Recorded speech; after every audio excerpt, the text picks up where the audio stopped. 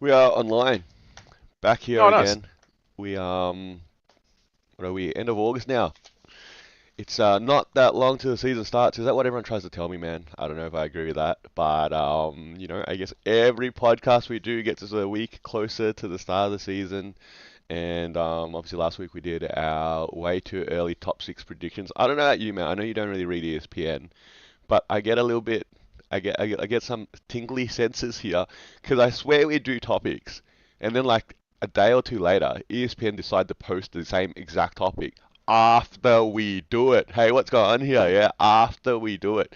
Yeah, so let's be clear here. We talked about our top six picks for East and West last week, and then literally 24 hours later, ESPN put out all our picks as well for many different things. So I don't know, man. What's going on? Well, I don't work for ESPN.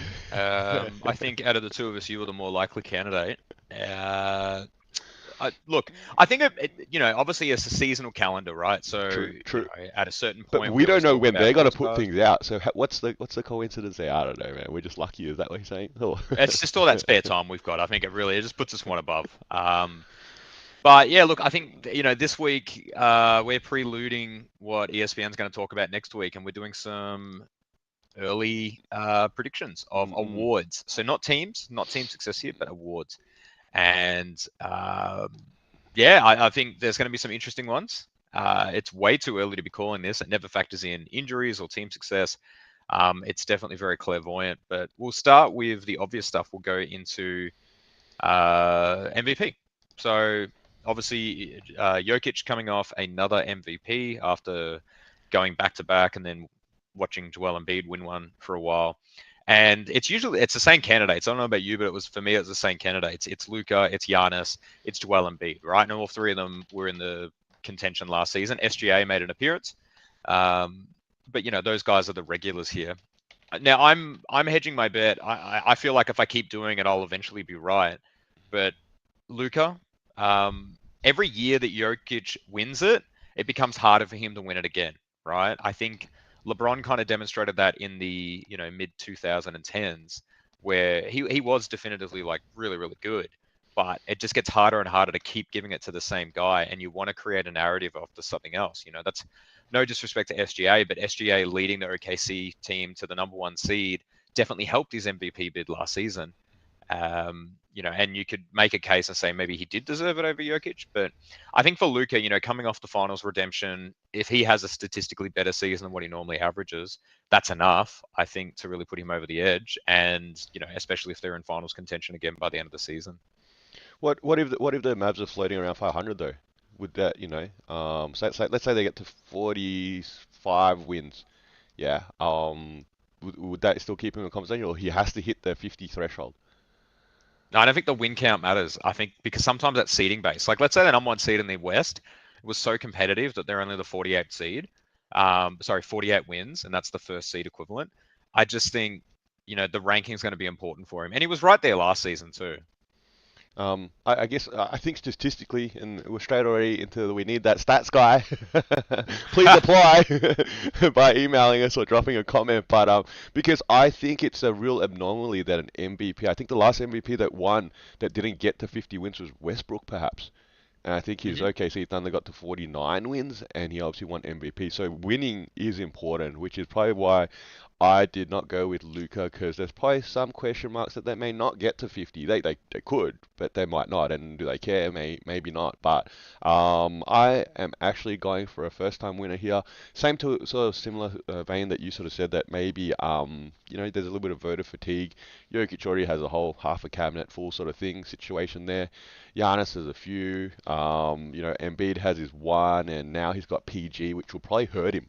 Yeah, having PG Yes. would probably hurt him, just like Tatum gets hurt by having Jaylen Brown in that sort of situation. So I think I'm going to go with SGA, man. I think the Thunder here by far should exceed the 50 win category. I said they probably win up to 65, maybe I think last week or something along those sort of lines there. And if they do sort of do what I sort of spoke about last week, if they almost like lap the field there in the West, okay, and SJ is a key leader in that locker room from all aspects. Look, I think he could be in line really to grab his first MVP. I think he was my second consideration. Not to say that Giannis and Jokic can't have better seasons individually. I just think that voter fatigue is a really it's a real thing, right? Otherwise, the MVP would be a little bit touted in history because it would be, Jordan pretty much dominating the '90s. It's kind of hard to imagine, like, when you tell people, oh, Karl Malone and Charles Barkley were MVPs over Jordan. It's unfathomable, really, Mm. with how history looks at it. But it's the power of a narrative, and I think Jokic's time in Denver, in terms of being that dominant force, we kind of know what we're going to get out of Denver, and it's just, yeah, it's kind of hard to keep giving it to him. But let's not linger on the MVP. Admittedly, it's probably the only interesting one. I'm going to jump to Defensive Player of the Year. I'm kind of going out of order.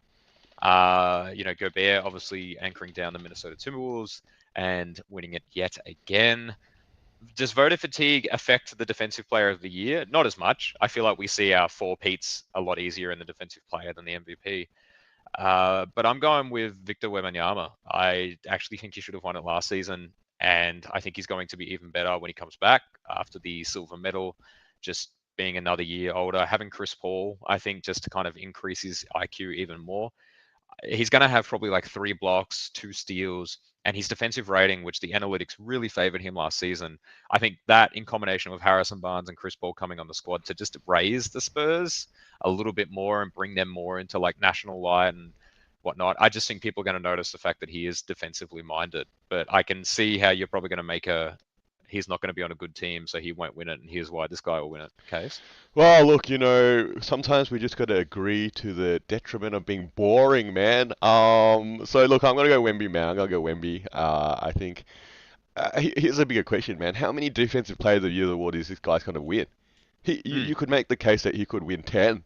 Like, I don't think a player has won over five, have they? Like, I think there's some four-time winners, maybe. Definitely a couple of three-time winners. But it wouldn't be that far-fetched that Wemby stays healthy, has a long career into his mid to late 30s potentially, and he just cleans up this award perennially. And who could challenge him from a statistical point of view? He's going to get, stats in every category plus grab boards because he's simply that tall. The bigger thing here would be like, Gobert probably still could have grabbed a couple, more if Wemby didn't enter the league. But I guess, he might have to step aside for his countryman. Yeah, I don't know.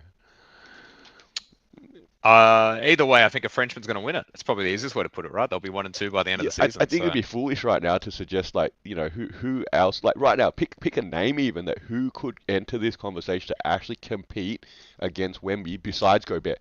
Besides Gobert. yeah, I mean, look, Draymond's definitely passed it, and Golden State's not going to have the team success required to outdo Gobert, for example.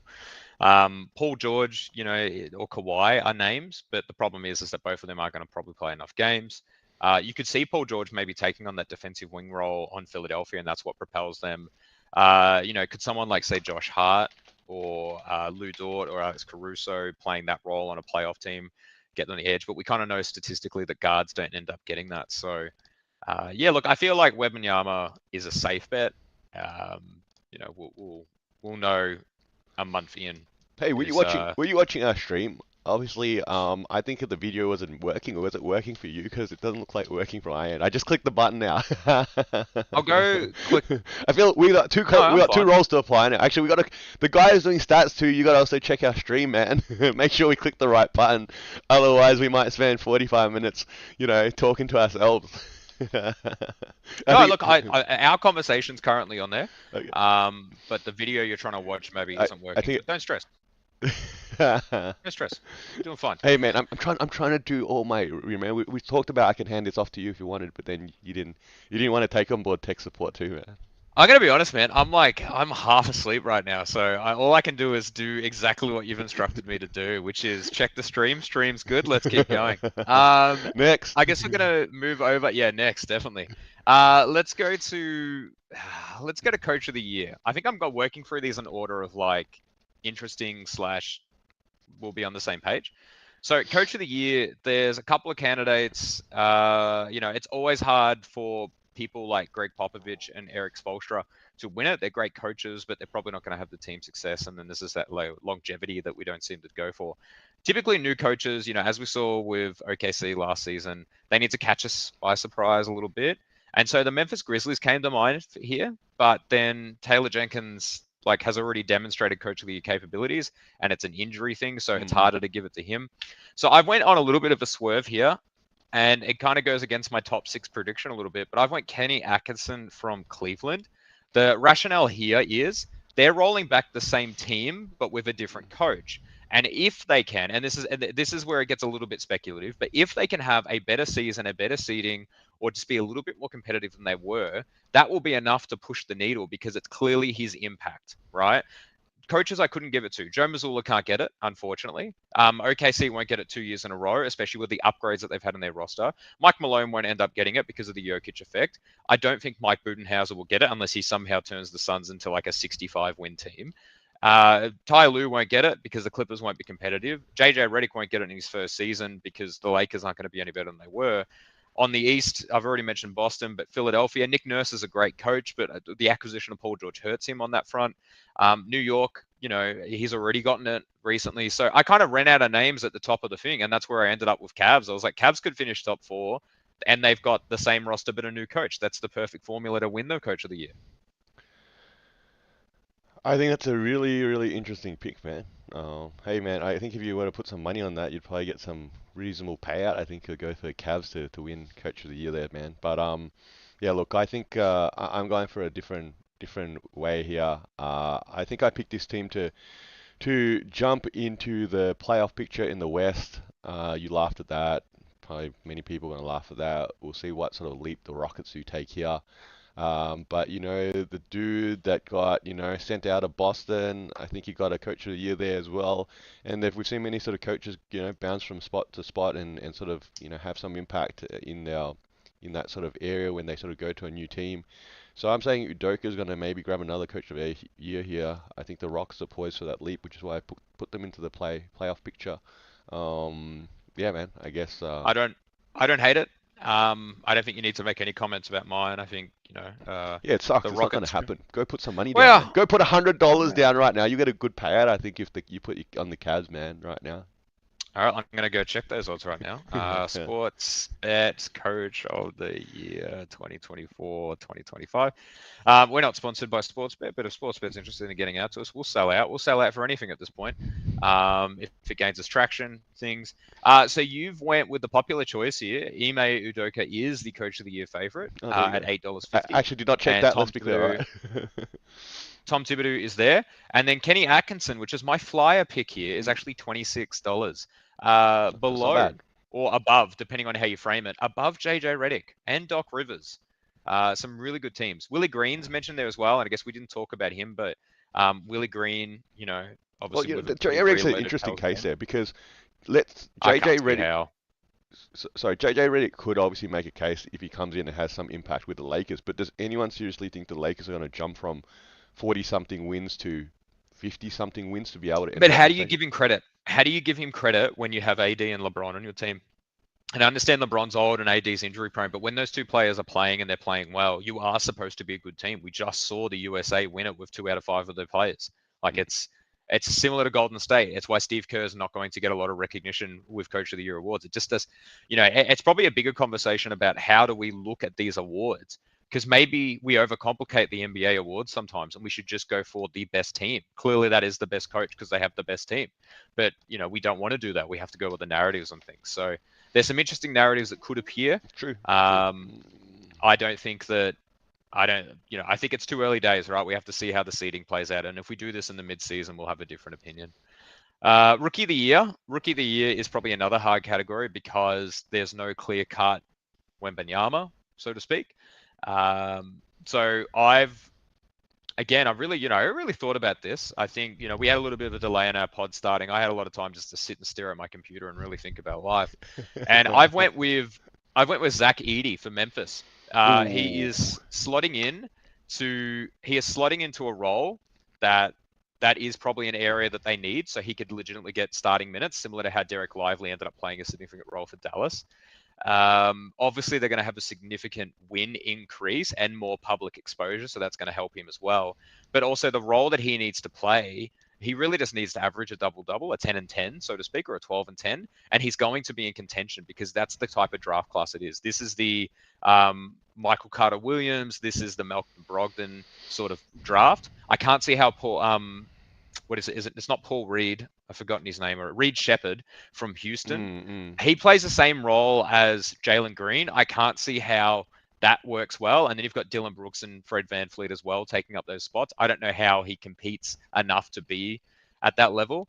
Alex Sarr is, obviously going to have some pressure on him, but I don't know if he's going to live up to that pressure. And sometimes that narrative hurts a number one pick when they're not averaging 20 and 5, basically. So Zach Edey was my choice for that. I'm also going to check the odds just because I am curious. But what do you think? Um, I like Zach Eni as a pick there. I think I'm obviously really high on the Grizzlies this season, bouncing back. But I couldn't pick him for Rookie of the Year because I don't think he's gonna get as much touches as he might need in that sort of sense. This team is a vet team here, and there's players around him that are gonna go get some, right? And he'll play his role. He'll play start, I think. But even if he doesn't get the 10 and 10, yeah, let's say he goes 8 and 8. Nothing wrong with that as a rookie. Nothing wrong with that as a rookie. That team that just sort of breaks into the playoff window, bracket again for the West. But perhaps not enough to win Rookie of the Year. I think obviously the consensus favorite I think is Reed Shepard right now, and you're right. I think it's a loaded sort of backcourt with vets again and players that are just ahead of him in Houston, and they're ready to sort of take that leap to win. So they if he's not gonna be ready to go from the get go, then it wouldn't be shocking that he's on the bench a little bit more than he might like. So I've gone with Donovan Clingan. Yeah, from the Portland Trailblazers here. Clingan? Clingan, Clingan? Clingan. I don't know. Look, man, it feels like another one. You got to Google how to say his name, right? But I've gone with him for the Portland Trailblazers because let's be clear with one thing. There's a couple of players that are around him that might affect his minutes, like Aiden, for example. Yeah, true. But Aiden's not their future. And the front office knows that, okay? So they're going to give this kid minutes. Portland ain't going to win, okay? And by the time we hit the 40, 50 game mark of the season, it's going to be probably fairly clearly in the standings that that's going to be the case. Yeah, this season is not going to be a playoff season. That's not the goal here anyway. All right, and I think that's the point where you put a rookie in at that point and for the last 20, 30 games and you give him some more minutes, you get a bit of extended play. Aiden takes 5 more minutes on the bench each game, and that's the part that's freshest in voters' memory. Yeah, that second half of season, you could come at the great gates hot, but you've forgotten what's happening in November, December by the time you get to the point that you're voting, unless you stay hot the whole season, man. All right, so I think that part's important too. So I think he probably could be in line for a closer to 10 and 10 stat line with some good peripheral sort of contributions there, but remain fresh in the memories there. Because I don't know who else on this list that jumps out that might turn into a 20-point scorer a night. From as a rookie. I don't know. I don't think there's anyone on that list. But I think that's probably where the Rookie of the Year has progressed, where what we do now is really look at, are they on a winning or impactful team? And then when that falls through, you look at the lower records, but you need to have really good stats to do it. So Wembanyama beat out Chet, and that was because of his individual play, not because of the team success. But there was such a legitimate case for Chet last season where, he's fulfilling the role and he's being a star in that role and he's on a really good team and he's impacting winning. And that was a huge conversation. And so when you look at, say, Zach Edey versus Clingan or even Alexander Sarr, you've got players who they're going to need to average 20 or even 22 Mm. to compete with someone who's on an impactful winning team, right? And that's where that's when you also reflect a little bit. No one's going to be scouting the Trailblazers. All right. The Trailblazers are going to be your easy schedule win, and they're going to be doing a bit of a cardio session against you. So, yeah, he probably could surprise you for 20. So that has to be the expectation. Whereas if Zach Edey can average 12 and 10 or 14 and 12 or something like that along those lines, even a block or two, if he's doing that on a team that clearly is being scouted and treated a bit more seriously on the regular season schedule, that has to carry some weight as well. I think you raised a good case with Chet and Wemby last season, and think about momentum, man. Chet did come out the gates hot. Yeah, Chet was all conversation, and Wemby sort of shot poorly in the first few months of the season. But by the time we rolled into the second half of the season, Wemby had picked up momentum. He was getting the triple doubles and just sort of getting some crazy stat lines, and Chet dropped off, and that hurt his case. Like, what if you'd flipped that? What if Wemby came out the gates really hot? Chet had a really hot second half of the season, and the OKC Thunder secured the number one spot in the West. That sounds like a much better narrative for Wemby to win the award versus the other way around where he lost steam by the time we got to the playoffs. And again, we're talking about narrative. So look at us. We're totally creating a case here. We've got six man of the year. I'm going to go six man of All the right, year. let's This go is there. Go the there. this is always the hardest category because you never know what's going to happen with rotations, or you're never True, going to know true, what true. happen with minutes. But I'm just going for, I guess, a tried and true here. It's not Jordan Clarkson, don't worry. It's going to be Malik Monk. He played the role, and he's been re-signed to play the role. And with the acquisition of DeMar DeRozan, you know he's going to play that role. And the only reason why he's in consideration here, if Sacramento can creep back into the top six, that's enough of a conversation for him. Obviously, some New York Nick would have been in consideration because they've got a pretty loaded roster now that someone is going to have to come off the bench, and that someone might be DiVincenzo or even Josh Hart, depending on what lineup they're choosing to roll, and they could have an impactful thing. You could go to OKC and say, well, there's Alex Caruso coming off the bench, and he's going to back up someone. I went Malik Monk because six man of the year. I think a lot of voters just kind of look at it and say, "Oh, he's coming off the bench and he's scoring 18 a game. Crazy! He deserves the vote," and they don't ever think it. Six man is like you said is an interesting one because it's not only who's coming off the bench, but then you also have to qualify. And Mm. is it like the half amount of games? I'm not actually sure the exact. Sometimes it's like only half the games. People have won it starting a lot of games. Yeah, correct, correct. So I'm not exactly sure. I'm sure. Oh, hold on. I think your headset just died. Did you unplug your headset? Are you that passionate about six man of the year that you just ripped your headset out? Let's see when you come back in. I'm Oh, hey, back welcome in. back. I'm back in. But I need a new headset. So we need to do a wish list, I think. So for our four viewers, if you'd like to purchase me a new headset, I think it's time. But yeah. Sorry. I was saying, where did I cut off? I was saying, yeah, it's hard to pick this because they could obviously, their roles can change, and obviously, like you said, you never know sort of whether they're going to start or not. So Malik Monk, I don't mind that pick. You're going pretty safe there, I think. He's sort of played that role for a few seasons now. I'm going to go a different direction here. You didn't mention his name, all right? I'm saying Josh Hart's going to win Sixth Man of the Year for the New York Knicks, okay? And I think if you look at that rotation, OG healthy, Randall comes back, Hart goes to the bench. I think that's a no-brainer. And maybe what works in his benefit, yeah, and obviously Josh Hart can play, will play. I can't see him falling out of rotation at this point. Is that Tom Thibodeau plays heavy minutes? Okay, so he has his favorite seven players, and they're going to play heavy minutes. And heavy minutes means opportunity for production. And if you then put them side by side, and the fact that the Knicks are probably going to be a top four team at least minimum in the East, I don't know. I think that puts him in a good position in many different fronts. Yeah, I don't think I want to argue with you on that one. I Because think I'm both of right. those players. Okay, all right. I'm not. I'm just tired. Can't argue on that one. Let's go to most improved player, which for some reason I actually feel more confident about than say six man of the year. I'm going with Kobe White, and the rationale is he trended upwards at the end of last season. That was done because of the, I guess, role reduction in Zach Levine being injured, so he gets increased time. I'm just looking at it from the following things. DeMar DeRozan, sorry, is gone. Zach Levine will probably miss 40 games again, but they're bringing in Josh Giddey, which theoretically should make Kobe White's life a little bit easier because I think, Josh Giddey obviously had an off season or a bad, like a down season. He's going to come back and people are going to realize, oh yeah, this was the guy in OKC 2 years ago who was like a 15, 7, and 7 guy. Josh Giddey is going to help Kobe White naturally increase the shooting a little bit. And Kobe White was already doing quite well.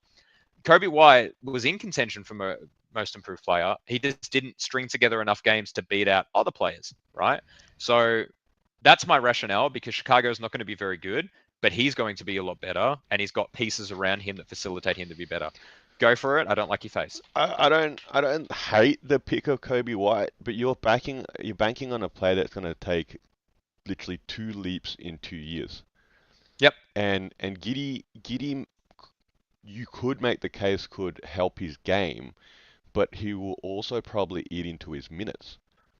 No, like I No. think look. Well, so I honestly, we're clearly trending towards I'm not picking Kobe White because I'm picking Tyler Hero. I'm picking Tyler Hero, who's already just like some of the Kobe Whites at a 20 point per game scorer.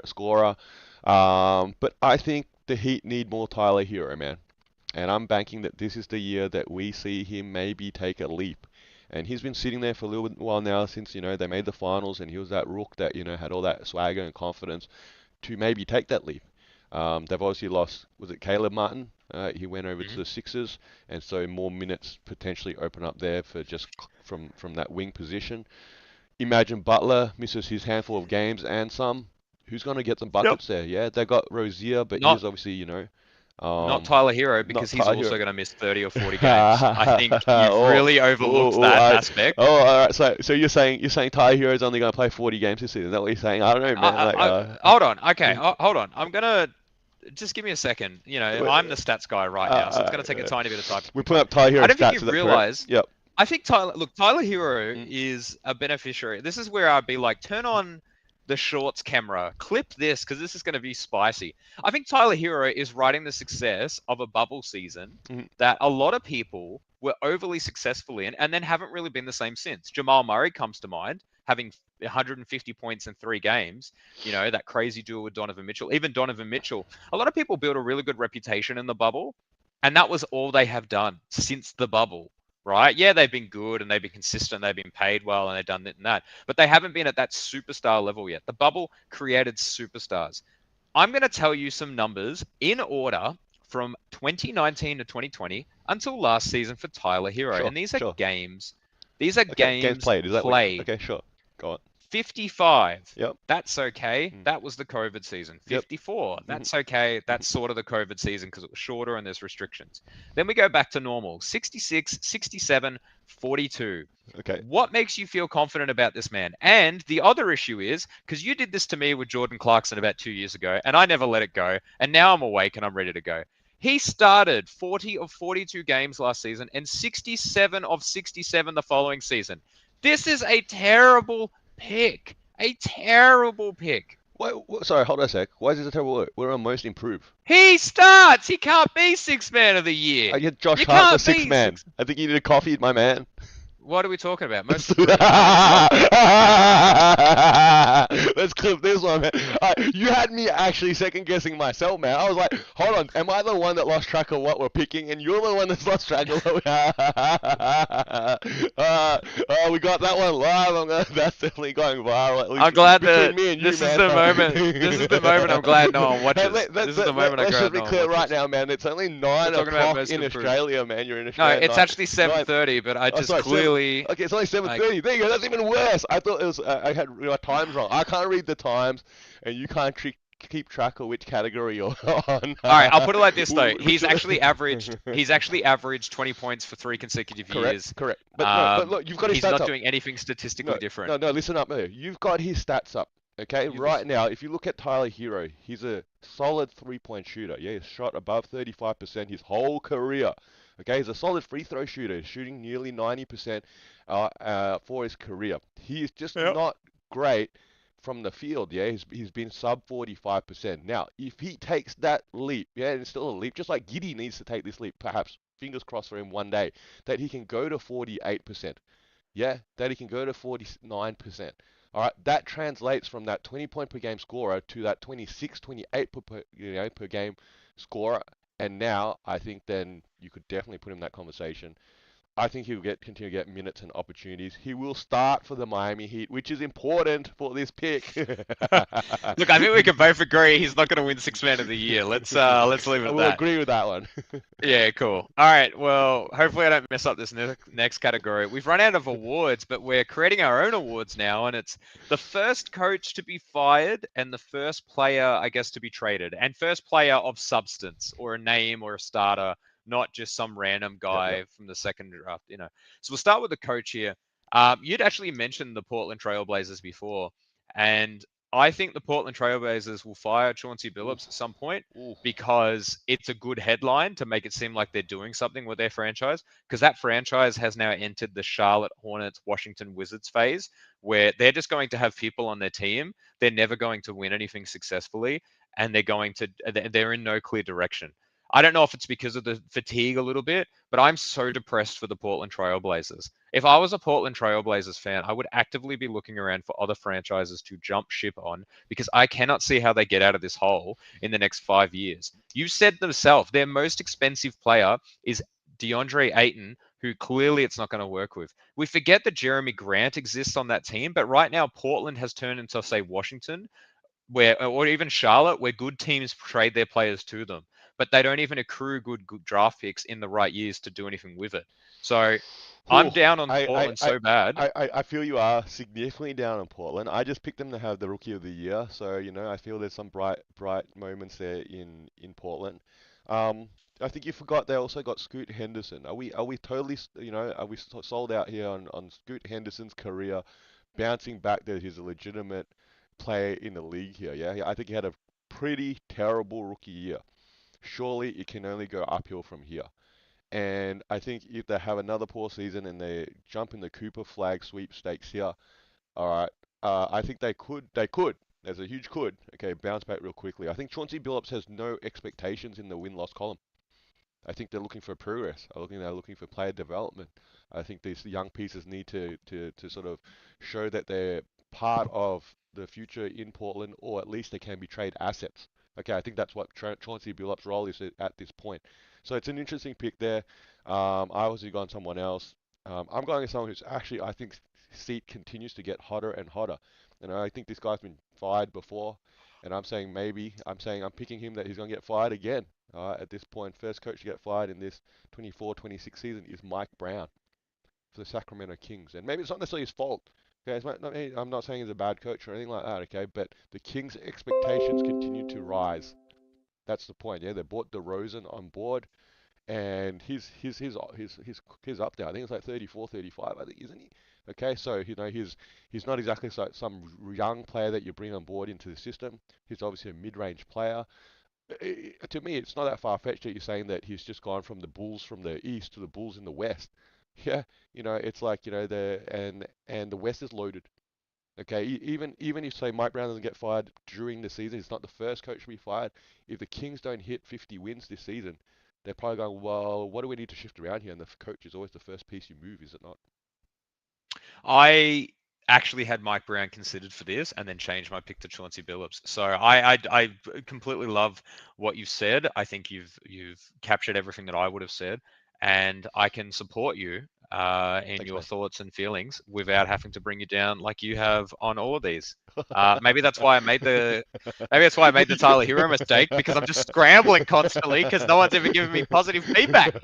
Um, the first player traded, this is a hard one. I think we didn't clarify it, but I think we're in agreement. It needs to be someone who is a starter, right? Or a Okay. significant player from the bench, but it needs to be someone of substance, because there are trades that occur that are second round draft picks or Yeah. G League How do guys you pick them or though? How do you some pick them, guy. man?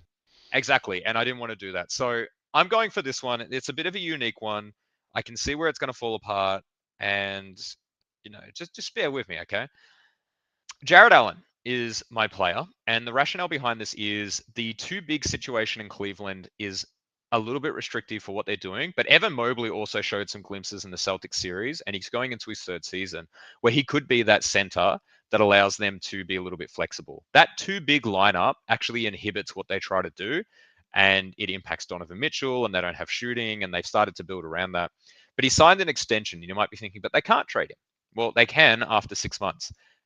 Jared Allen fills a lot of needs for teams. Any team who currently doesn't have a very good center, a traditional center, Memphis comes to mind if they're not content with what Zach Edey gives them. Pelicans after losing Valanciunas, even the Phoenix Suns could be in consideration for this.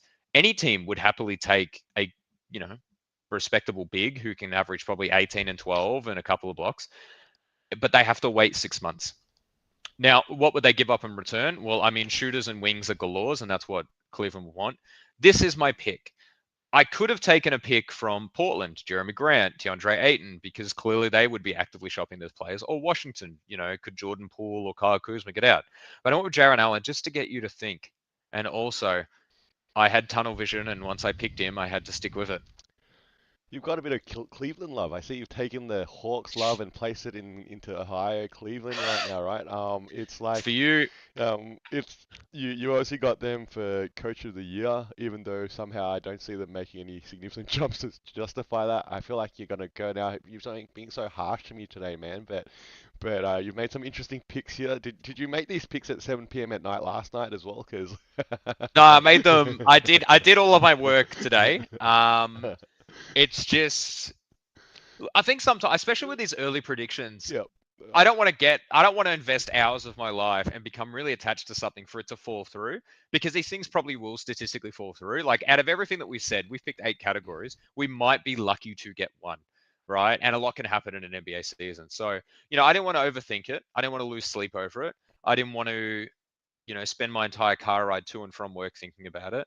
I didn't want to be sitting in the break room pondering this. I just picked someone, and that's what I went with. So, who have you I picked? I I look, you know what? I did say at the start before we hit, coming online, hit the online button that I say I'll let you go first because that allowed me to say a little bit flexible here. They allowed me to stay a little bit flexible here, okay? And obviously, and let's be clear, I did not have Jarrett Allen on my list as the first player to get traded. I think you actually said it yourself, if he can't be traded for 6 months, then there's a likelihood that there's a player being traded before him, before that sort of window, passes. So, look, I'm gonna go over to the New Orleans Pelicans, and I'm gonna name another All-Star forward there that I think probably inevitably is going to get shifted. And I don't know whether I was rating him that high that he's going to be the first player shifted, but Brandon Ingram, I think, is going to get shifted at some point. And look, the Pelicans, you know what? There's this whole group of five teams, give or take, in the West that are like, our season's going to come down to literally 3 wins. 3 wins where we make the playoffs and maybe avoid the play-in, and now our season became a success, and we're in the right direction. Let's run it back to 3 wins less that I had to play the play-in. We had a bad game, and now we're eliminated and we missed the whole playoffs. And now we need this whole roster needs to be tore apart, and something needs to happen here because it's not the right roster. We're literally talking potentially about 3 wins here that justifies such a decision from the front office here. And I think the Pelicans are going to fall in that sort of five or so team category and maybe get the short end of the stick. Okay, and you're obviously watching this win loss column throughout the season where they're all sitting around that 500 mark, and you go on a 3 game win streak, and now you're suddenly in the clear, and you lose 3 games, and now hell you're like 10th spot in the West now. So look, I've got the Pelicans trying to make a move here. Ingram's going to somewhere else. I don't know where, man. Let's be clear. I don't know who would really want him, but he's obviously got some level of value in the league. And maybe the Pelicans looking to just bring some more assets back. I'm gonna I'm gonna put this out in the ether. I think we're both going to be right. I could actually see these two players swapping places. You think about the need for a wing and an all-star wing and another shot creator next to Donovan Mitchell. Ingram makes a lot of sense. And then you feel about the need for a big. Yep. And you're also thinking about it contractually, right? So Jared Allen on a pretty big contract, and same for Brandon Ingram. That's the other thing as well. When you're trying to move these players of substance, you have to have some significant contracts. I know they don't line up perfectly. Cleveland will probably have to give up another couple of things, but yeah, look, why not? Put it out. We'll see. We'll talk in Feb. We'll But- see what happens. so right now between me and you, so what? Jarrett Allen's just I just brought it up. He's on 20 million a year, and well, we New Orleans Pelicans. Ingram's on 36 million a year. So I think the Cavs are going to have to add a few more assets there. No, but he Um, signed an extension, didn't he? Like, his contract will have readjusted because of this. Oh man, now you're trying to Remember get how this sometimes? salary cap rules, trade rules, Oh man, especially in the new just CBA. Oh man, good luck, man. If you know the ins and outs there, you can So he definitely just take the locked in a chance. $91 million contract extension. Yep. So current contract pays him 20 mil for the next 2 seasons, but then it increases. Okay. So, that's one of the things where there's more money up front for Ingram, but there's less for that. But admittedly, I don't know the cap rules well enough, and nor am I going to investigate it because I've already talked about my But look, hey, if lack the of preparation Cavs for and the things. Pelicans call each other during the season and they make a swap for two All-Stars, at some point, we said it here first, right? We said it here first, definitely before ESPN, right? Oh yeah, I can't wait for this ESPN article where it's like, do you think that the Jared Allen Brandon Ingram trade is a good idea? Here, Yeah. here are five great trades that are going to happen in this season. Yeah, Number one, it'll number be up one, there, number one be there. number one. And then we're trying a new segment. It's the first coach that could be fired. Uh, I think I think the coolest part about our podcast is someone somewhere is watching it. It's probably you or me just testing that it works, but it's someone's got to be watching it, It's a hey, surely. hey, hey, let's do that test here. If anyone actually watches a podcast to the 39th minute mark here, just leave a damn comment that, hey, you got to 39th minute mark. I feel like, obviously you're contractually obligated if you sell stuff that, you if you say that you're gonna like give out a gift card, you should do it. But I reckon, it's similar to like when we did the quiz, Yep, right? yep. Like I think sometimes I think in life that I'm not very determined or perseverant. Sometimes a bit lazy, but this podcast should be indicative of that because, we just we try stuff. So We do is this we. turning into shorts? Is this the plan? Is It's this going to right. be a bunch of We shorts put in or 100% every week. So we until didn't film next the week, shorts? until What happened to the shorts?